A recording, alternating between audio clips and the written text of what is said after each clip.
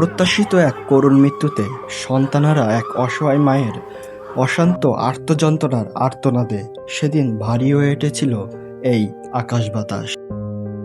মায়ের দুরন্ত অদম্য সন্তানটি তার আত্মাকে বিসর্জন দিয়ে যেখানে চলে গেছেন, সেখান থেকে তার আর কোনোদিনই ফিরে আসা হবে না।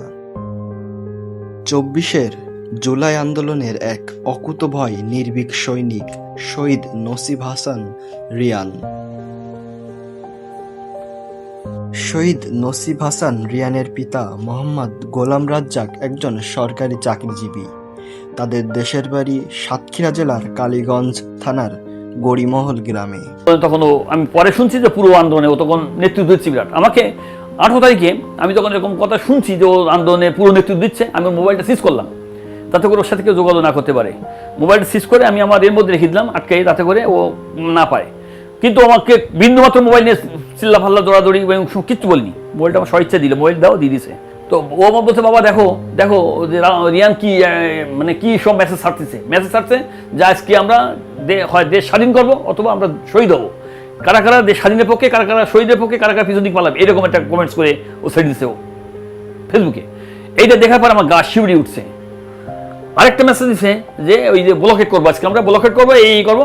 এদিকে থেকে আওয়ামী লীগের পার্টি অফিস থেকে আরেকটা মেসেজ পাঠিয়েছে, মানে আওয়ামী লীগ কেন্দ্রীয় পেজ থেকে দিছে যে ওই মিরপুর মেট্রো রেল নাকি ওর বাহিনী দিয়ে পড়াইছে রয়েছে, মুখ এই ওকে মারবো, ফ্যামিলিকে এ করবো সেই করবো, আছে কমেন্টসগুলো আমার কাছে, আপনারা দেখতে পাবেন।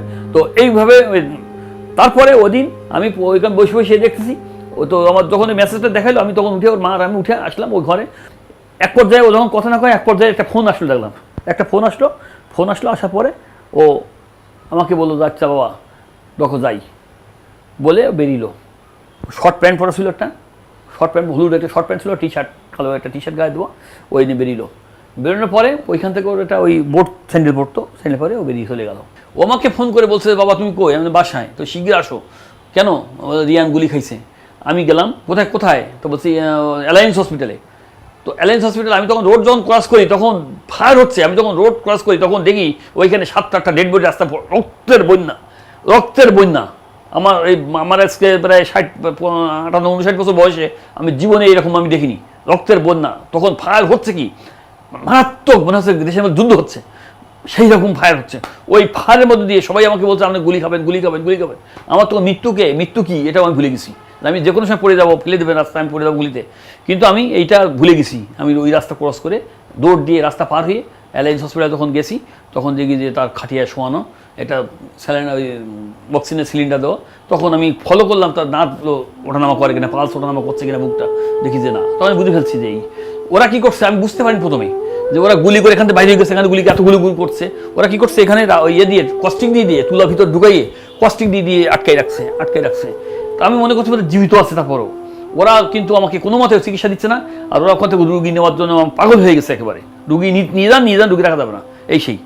আমি তখন কী করি, কোথাও কোনো অ্যাম্বুলেন্স পাচ্ছি না, কোনো যোগাযোগ পাচ্ছি না। সব তখন মানে মৃত্যুর মিছিল একেবারে পুরো, মানে এটা। তখন আমি বড় ছেলে বললাম যে আমাদের যে গাড়িটা আছে ওইটা নিয়ে এসো। ও নিয়ে গেল, বললো যে বাবা গাড়িতে যে অবস্থা, পুলিশে পড়াই দেবে।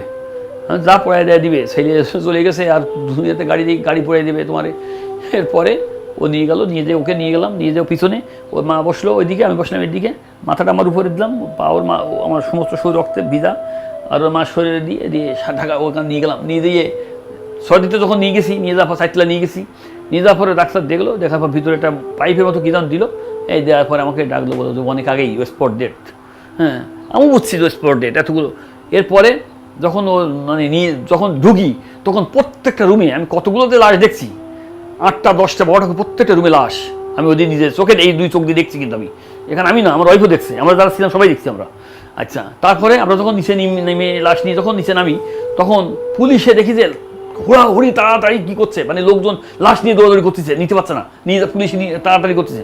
আমরা কী করলাম, যেহেতু আমাদের নিজস্ব গাড়িতে ছিলাম, ওই লাশ নিয়ে আমরা একবার দিকে একবার সেদিকে, এইবার দৌড়াদৌড়ি করে 11:30টার সময় নিয়ে বাসায় ঢুকছি আমরা। আর আমার মা বলে এখন আর ডাকেন, আম্মু বলে না যে আম্মু আমার খিদা লাগছে, আমার পরোটা বানাই দাও, আমার নাস্তা দাও।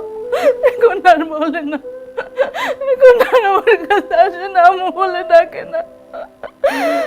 আমি চাই যে যেভাবে ওরা নৃশংসভাবে হত্যা করলো, যারা তাদের বিচার যেন। মহান শহীদদের আত্মার অস্তিত্বের বিসর্জন এনে দিয়েছে আমাদের এই স্বাধীনতা। আমাদের সকলকে মিলেই রক্ষা করতে হবে অমূল্য স্বাধীনতার এই অর্জন, আর তাদের দেখানো পথেই গড়ে তুলতে হবে বৈষম্যহীন এক রূপসী বাংলাদেশ।